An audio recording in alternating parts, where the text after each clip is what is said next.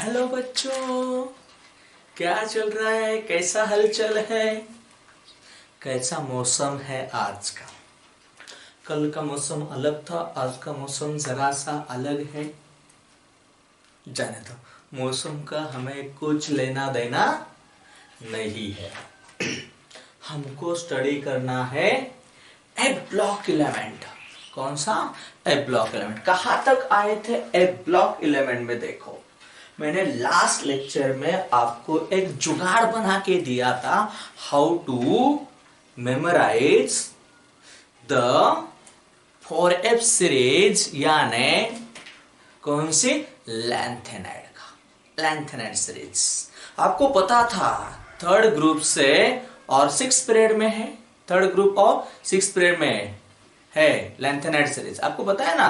Third, पहले दो तो नहीं है, थर्ड ग्रुप से और 6th पीरियड से लैंथेनाइड है बीच में, याद रखना। ओके, आपको पता होना चाहिए। आगे जाके हमको कंटिन्यूस करना है। लास्ट लेक्चर में हमने इलेक्ट्रॉनिक कॉन्फ़िगरेशन भी देखा था। गिरा ढक्कन तो गिरा, जान दो। इलेक्ट्रॉनिक कॉन्फ़िगरेशन देखा था। कहाँ का इलेक्ट्रॉनिक कॉन्फ़िगरेशन चेंज हो रहा है? कई में 7 आ रहा है क्योंकि हाफ फिल स्टेबिलिटी और लास्ट में भी फुलफिल स्टेबिलिटी करने के लिए एक कहानी बनती थी। समझ में आई थी? और जनरल ऑक्सीडेशन स्टेट भी बोला था। कहा क्या बोली थी मैंने? +3 जनरल ऑक्सीडेशन स्टेट है। किसकी? लैंथेनाइड सीरीज की। ये तो पता है आपको। और कई एलिमेंट्स उनके +2 और +4 में भी क्या रहते हैं? स्टेबल ऑक्सीडेशन स्टेट शोज कर सकते हैं इन एक्वस सॉल्यूशन या तो उनके कंपाउंड बना के। यहां तक हम आए थे, समझ में आया? यहां तक आए थे। आगे जाएंगे, आगे और भी एक कहानी बची है। आज तो एक चैप्टर ही खत्म कर दूंगा। आज ये चैप्टर खत्म करना है, इस लेक्चर में खत्म करना है। समझ में आ रहा है? थोड़ा सा लंबा लेक्चर होगा मगर आज चैप्टर खत्म करना ही करना है। याद हुआ? चलो, होगा एटॉमिक एंड आयोनिक रेडिया, या तो आप साइज भी बोल सकते हैं। एटॉमिक और आयोनिक रेडिया, या तो आप साइज भी बोल सकते हैं। इतना तो, क्योंकि रेडिया के ऊपर ही उसकी क्या डिपेंड करेगी? साइज डिपेंड करेगी। रेडिया के ऊपर ही क्यों डिपेंड होगा?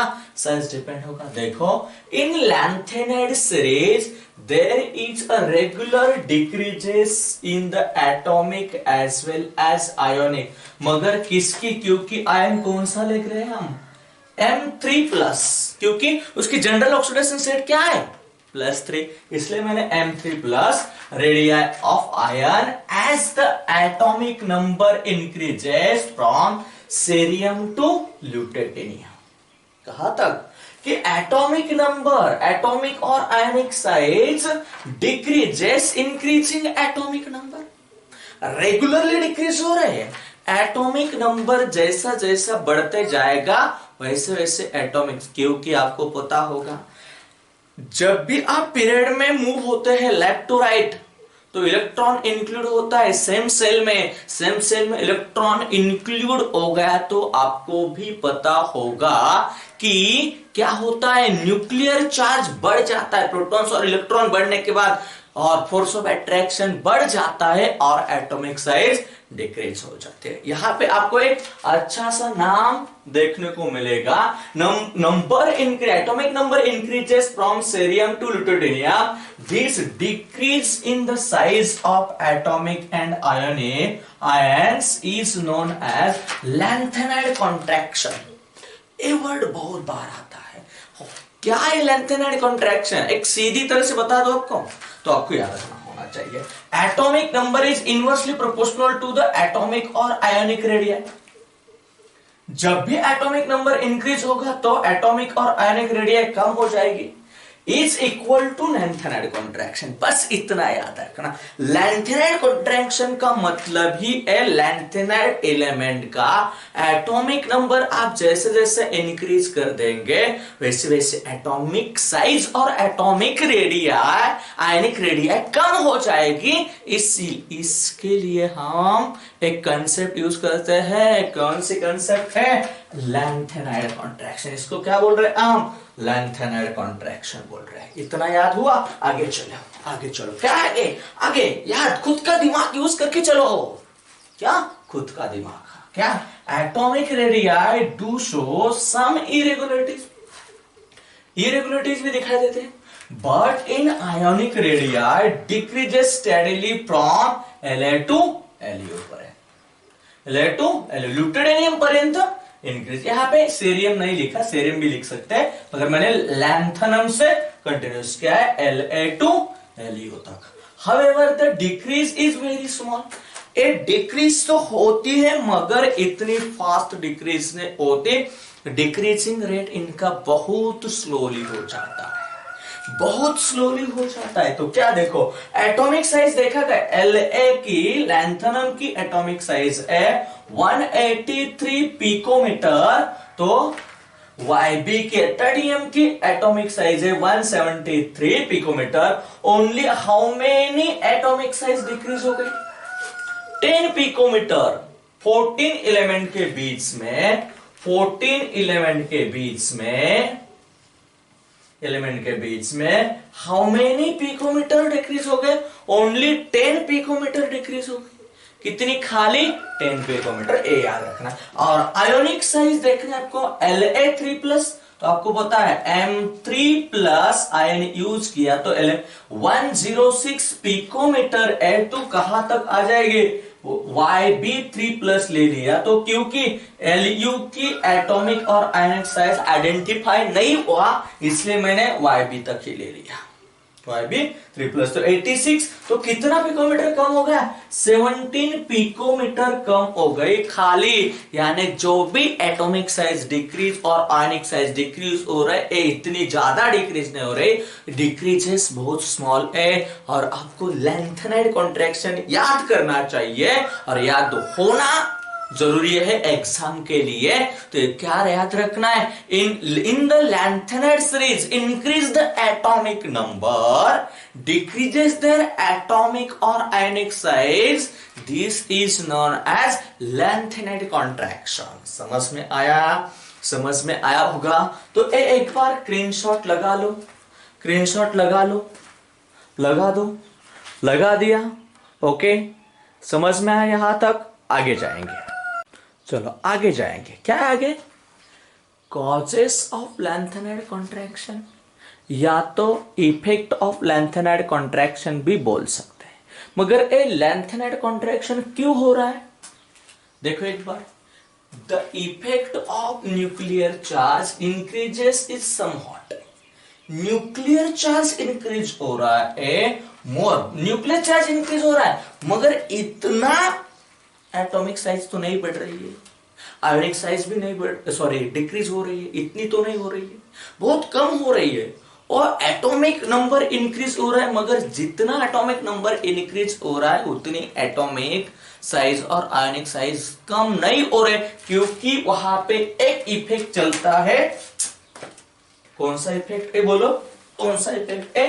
सेल्डिंग इफेक्ट है। कौन सा इफेक्ट है? आपको दूसरा नाम भी इसका पता होगा, स्क्रीनिंग इफेक्ट। इसी वजह से इतना इफेक्ट नहीं होता, इसलिए कम डिक्रीज होते हैं। अतः इफेक्ट ऑफ लैंथेनाइड कॉन्ट्रैक्शन क्या बोल रहे हैं?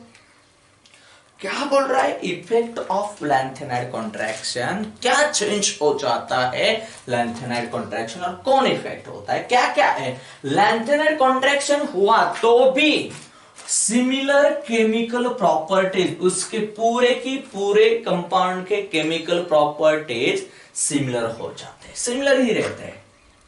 और ए इतना इंपॉर्टेंट है, मगर ए वाली कहानी इंपॉर्टेंट होगी, आपको याद करना पड़ेगा, क्योंकि इसके ऊपर सीएटी के लिए सवाल बन जाता है। याद रहना, किसके लिए सवाल बन जाता है? सीएटी के लिए सवाल बन जाता है। क्या है? Basic strength of hydroxide. यहां पे आपको कोई भी एडर, आपको पता है M3+ इसका आयन बन जाता है, तो यहां पे आपको यम OH थ्राइस ये हाइड्रोक्साइड बन के मिलेगा, MOH थ्राइस हाइड्रोक्साइड बन के आपको मिलेगा, कंपाउंड बना देगा। तो यहां पे as the size of lanthanide ion decreases from, आपको पता है कहां से कहां तक डिक्रीज हो जाती है? कहां से कहां तक? सीरियम 3+2 ल्यूटेनियम 3+ तक एटॉमिक साइज कम हो जाती है। The covalent character of MOH, आपको पता है जब भी आयोनिक साइज डिक्रीज हो जाती है, वही कंडीशन पे आपको पता होना चाहिए आयोनिक कैरेक्टर इंक्रीज होता है या डिक्रीज होता है। आयोनिक कैरेक्टर कंपाउंड का कम हो जाता है और कौन सा कंपाउंड इंक्रीज होता है? Covalent compound, covalent character increase होता है बॉन्ड का। ये याद रखना। एटॉमिक साइज आप पीछे जाके एक बार देखना, कोवेलेंट कैरेक्टर कब ज्यादा रहता है, कोवेलेंट कैरेक्टर कब कम रहता है, आपको पीछे जाके एक बार देखना चाहिए, क्योंकि इसके ऊपर भी आपको सवाल मिलेगा कि which of the following is the most ionic compound, which of the following is the most covalent compound. आपको फाइंड करने के लिए वो स्टडी करना पड़ेगा। यहां तो नहीं बता सकता मैं, क्योंकि पीछे आपको थोड़ा जाके देखना पड़ेगा। देखो, cerium 3+2 lutetium 3+, the covalent character of MOH bond increases. कौन सा इंक्रीज हो रहा है? एटॉमिक साइज, यहां पे याद रखना, atomic size is inversely proportional to covalent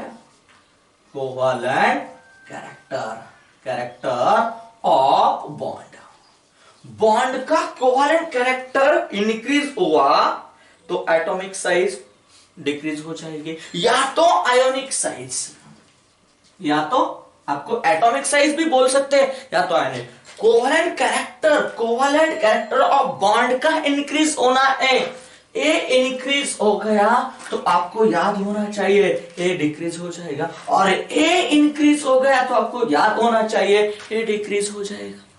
तो यहां पे आप ए भी लिख सकते हैं, atomic size is directly proportional to ionic character of bond, कि बॉन्ड से आयोनिक कैरेक्टर कब इंक्रीज होने वाला है, यही इंपॉर्टेंट बातें आपको याद रखनी पड़ेगी। ए बहुत इंपॉर्टेंट है, आपको यूज हो जाएगा, बहुत जगह पे ए आपको यूज करना पड़ेगा और यूज हो जाता है, याद रखना। समझ में आया तो याद हो। चलो, आपको पता है लेंथ एंड कॉन्ट्रैक्शन क्या बोल रहा है, left to right and cerium to lutetium तक एटॉमिक साइज क्या हो रही है? कम हो रही है। आयोनिक साइज भी कम हो रही है। तो आपको पता है आयोनिक साइज कम हो रही तो कोवेलेंट कैरेक्टर बढ़ जाएगा, ये तो आपको पता है। कोई भी MOH यहां पे स्टार्टिंग में आपको ए आयोनिक होगा, ज्यादा आयोनिक होगा, और MOH लास्ट वाला, यानी यहां पे देखता, सॉरी लिख देता हूं, आपको पता है सीरियम हाइड्रोक्साइड इज मोर, क्या होगा? मोर आयोनिक होगा। ये भी सवाल बन जाएगा, क्या हो जाएगा? सीरियम हाइड्रोक्साइड क्या बनेगा? मोर आयोनिक बन जाएगा। सर जरा अच्छा लिखो, समझ में नहीं आता। मोर आयोनिक बन जाएगा तो यहां पे आपको पता है ए वाला कौन सा LuOH थ्राइस ए मोर कोवेलेंट होगा। आपको यहां पे सवाल आएगा, क्या सवाल आएगा? Right the correct order of ionic character of bond, right the correct order of covalent character. Covalent character किसका ज्यादा है? ल्यूटेनियम का। और आयोनिक कैरेक्टर किसका ज्यादा है? सीरियम हाइड्रोक्साइड का। तो यही यार, और आपके यहां पे और भी एक सवाल आएगा, which of the following is the most basic compound? क्या आएगा सवाल? which of the following compound is the most basic? जो भी ज्यादा आयोनिक होता है वही मोस्ट बेसिक रहता है। और जो कोवेलेंट कैरेक्टर इंक्रीज हो गया तो आपको पता भी होना चाहिए, बॉन्ड का कोवेलेंट कैरेक्टर इंक्रीज हो गया तो आपको पता होना चाहिए क्या हो जाता है, ionic character, sorry covalent character increase हो गया तो बेसिसिटी कम हो जाता है ए, क्योंकि OH माइनस सेपरेट नहीं हो जाएगा तो बेसिसिटी कम हो जाएगी। तो यहां पे आपको याद होना चाहिए LuOH thrice is the less less basic. आप पूरी ऑर्डर भी लिख सकते हैं। याद हुआ यहां तक? और एक बचे हुए इसके इफेक्ट बचा हुआ है, या भी पहले स्क्रीनशॉट लगा लो, मैं आपको बाद में दूसरी वाली कंसेप्ट समझा देता हूं। यहां तक समझ में आया? ओके, लिखो। चलो यहाँ पे और एक इंपॉर्टेंट कहानी बची हुई थी लैंथेनाइड सीरीज में, वो मैं आपको बता रहा हूं। बोलो क्या है? Ionic radii of post lanthanides. Post lanthanide क्या है? Ionic radii of post lanthanide. और यहाँ पे आपको एक सवाल भी बन जाता है, which is the correct example of an chemical twins. क्या बन जाता है? केमिकल ट्विंस का। तो देखो, या तो सेकंड लिया है, या तो और भी आपको बोल सकते हैं similarities of second and third transition race. Second और थर्ड ट्रांजिशन, फर्स्ट नहीं है, सेकंड और थर्ड ट्रांजिशन रेस में क्या सिमिलरिटी है उसको हम बोलेंगे। The element which follow the lanthanides in the third transition series is known as post lanthanide. जे थर्ड ट्रांजिशन सीरीज वाले जे भी एलिमेंट्स असणार आहेत, those elements are called as the post lanthanide। Third transition वाले को हम बोल सकते हैं the trends disappear after the lanthanides and pair of elements। और कौन कौन से पेयर है ये आपको पेयर को थोड़ा सा दिमाग में याद रखना है, याद रखना है आपको। जैसे आप किसी की यादें आपके दिमाग में, आपके दिल में रहते हैं, रखते हैं, वैसे ही आपको यहाँ भी यादें रखना है। हम याद आते हैं, आना चाहिए। सोचो क्या एलिमेंट्स क्या बोल रहे हैं? The trends disappear after the lanthanide and pair of elements. कौन कौन से? जिरकोनियम और हार्मोनियम की है। एक सेकंड वाला, एक थर्ड वाला है। एनबी एक कौन से ग्रुप में हो गए? फोर्थ ग्रुप में। एनबी एंड टी एक ग्रुप नंबर 5 में है। Molybdenum and tungsten group number 6 है। Technetium and RA group number 7 में, etcetera have almost identical size. इसमें इसकी 144 पिकोमीटर इतनी साइज है, इनकी 145 पिकोमीटर इतनी साइज है। सोचो इस दोनों के साइज में बहुत सिमिलरिटी है, या तो आइडेंटिकल है, याद रखना। या तो आपको दूसरी वाली साइज याद होना है, किसकी? याद रखो, यहां पे दे दिया एनबी की, बोला आपको 134 पिकोमीटर, इसकी भी 134 पिकोमीटर है। तो याद रखना कि साइज आइडेंटिकल है। Identical size, those atom possess similar number of valence electron, और इसमें नंबर ऑफ वैलेंस इलेक्ट्रॉन भी सिमिलर हो गए। वैलेंस इलेक्ट्रॉन भी सिमिलर हो गए and similar properties. Valence electron same है तो ऑक्सीडेशन स्टेट भी सेम हो जाती है। सब कहानियां सेम हो जाए तो उनकी प्रॉपर्टी भी similar. And those pair of elements are called as, क्या बोलेंगे हम इसको? Chemical twins. केमिकल ट्विन्स याद रखो, इसीलिए मैंने बोला था केमिकल ट्विन्स। आपको सवाल भी आएगा, which of the following is does not chemical twins. तो आपको याद होना चाहिए 1 2 3 4 एक केमिकल ट्विन्स है, और इसके अलावा दूसरा कोई भी ऑप्शन आया तो आपको उसको क्लिक करना है। या तो आपको ये भी बोल सकते हैं which of the correct answer बता दो केमिकल ट्विन्स का, तो आपको याद होना चाहिए। समझ में आया? और यहां पे एक लाइन लास्ट को याद रखना है, a well known alloy of lanthanide is a mixed metal। यहां तक लैंथेनाइड सीरीज का पूरी कहानी खत्म हो गई है।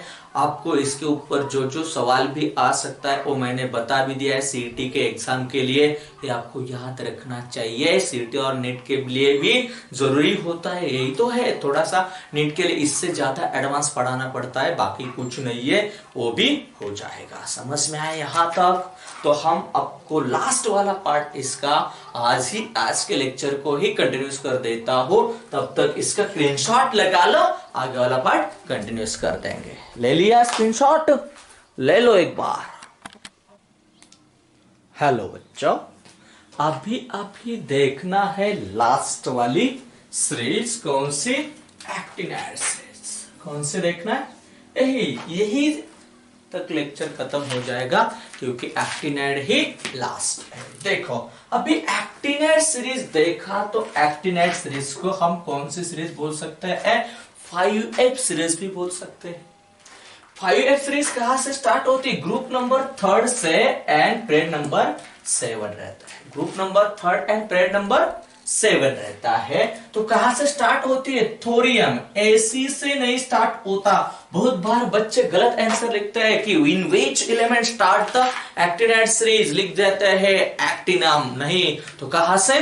थोरियम से स्टार्ट हो जाती है। और LR, पिछले लेक्चर में गलती से कोई कुछ गलती हो गई, LA बताया होगा, तो LA नहीं, कौन है? LR, लार्वेंसियम। ओके, 103 तक कितने हैं? 11, 14 एलिमेंट है। Second transition series in which electrons enters in a 5F orbitals. कहा इलेक्ट्रॉन एंटर हो रहे हैं? 5F ऑर्बिटल में। और एक ये भी बताया था मैंने पीछे, फिर एक बार, uranium 92 onward elements called as a transuranic, और transuranic elements are the man made element. Man made element है, जितने भी ट्रांसयूरेनिक एलिमेंट है वो तो मैन मेड एलिमेंट है। देखो प्रॉपर्टीज ऑफ एक्टिनाइड्स देखना है हमको। दो प्रॉपर्टीज बहुत इंपॉर्टेंस है, एक है इलेक्ट्रॉनिक कॉन्फ़िगरेशन और दूसरी है ऑक्सीडेशन स्टेट। कौन से? इलेक्ट्रॉनिक कॉन्फ़िगरेशंस और दूसरी है ऑक्सीडेशन स्टेट। ये दोनों बहुत इंपॉर्टेंट प्रॉपर्टीज है। तो देखो सिंबल, एटॉमिक नंबर कहां से स्टार्ट है? एक्टिनाइड से स्टार्ट है। एक्टिनम 89, 90, 91, 92, 93, 94, 95, 96, 97, 98, 99, 100, 101, 102, 103 तक। समझ में आया? अभी इसको याद रखना है, एक्टिनम की कोई जरूरत ही नहीं, एक्टिनम की कोई जरूरत ही नहीं। तो आगे देखो, थोड़े TH, थोड़े पहलवान उनसे निपटेंगे, THPAUNP, थोड़े पहलवान उनसे निपटेंगे, पुराने PU, आम AM, come CM, बिकेंगे BK, cafe में CF, ऐसा ES, फरमाओ मैडम नाश्ता लाओ, मैडम नाश्ता लाओ। आई कि नहीं? जुगाड़ कैसा बनाया? जुगाड़ आपको याद रखने के लिए मैंने पहले ही बताया था, याद याद याद याद आती है।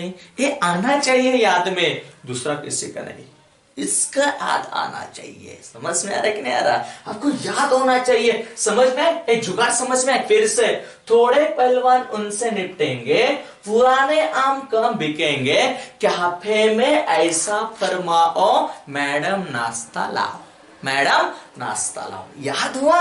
तो चलो आगे। इसका एटॉमिक नंबर तो कंटिन्यूस है, कोई प्रॉब्लम नहीं। अभी इलेक्ट्रॉनिक कॉन्फ़िगरेशन देखना है, इसका जनरल ऑक्सीडेशन स्टेट याद करने की कोई जरूरत नहीं। जो भी लैंथेनाइड की थी वही हो जाएगी। क्यों? यहाँ पे 4s 7s मतलब एक 7s2 इलेक्ट्रॉन्स एंड D मतलब एक इलेक्ट्रॉन जाऊन +3 कंटिन्यूस होणार आहे। काही एलिमेंट +4 +5 +6 कोणकोणते दाखवणार ते पण पाहणार आहोत आपण। आता इथे बघा, थोड़े पहलवान उनसे निपटेंगे, पुराने आम कम बिकेंगे, कैफे में ऐसा फरमाओ मैडम नाश्ता लाओ। समझ में आया? आगे का ये तो आगे होना चाहिए 5F1 6D1 7s2, मगर इसमें कभी ऐसा भी ऑब्जर्व होगा है 5F0 6D2 7s2, मगर ए नहीं आ सकता। क्यों नहीं? आपको पता है ये तो डी ब्लॉक में है थोरियम, तो सॉरी थोरियम कौन से ब्लॉक में है? ए ब्लॉक में थोरियम है, तो आपको याद होना चाहिए एक इलेक्ट्रॉन कहां चाहिए? एफ में। तो याद रखो, आगे जाएंगे। यहां पे चलो 5F क्या लिखना है? क्या लिखना है? 5F यार यार यार यार सर आपका दिमाग ठीक नहीं क्या चल रहा? 5F2 6D1 7s2 चलो कंटिन्यूस। 5F3 6D1 लिखो, आप लिखो जल्दी, पॉज करके लिखो पूरा इलेक्ट्रॉनिक कॉन्फ़िगरेशन, और बाद में देखो कहां कहां आपकी गलती हो गई है। 5F4 6D1 7S2 5F5 6D1 7S2। यहां पे आपको याद होना चाहिए 5F6 रहेगा, डायरेक्टली 7 आएगा, 6D 07S2। यहां पे ऐसा क्यों हो गया, क्यों हो गया ऐसा?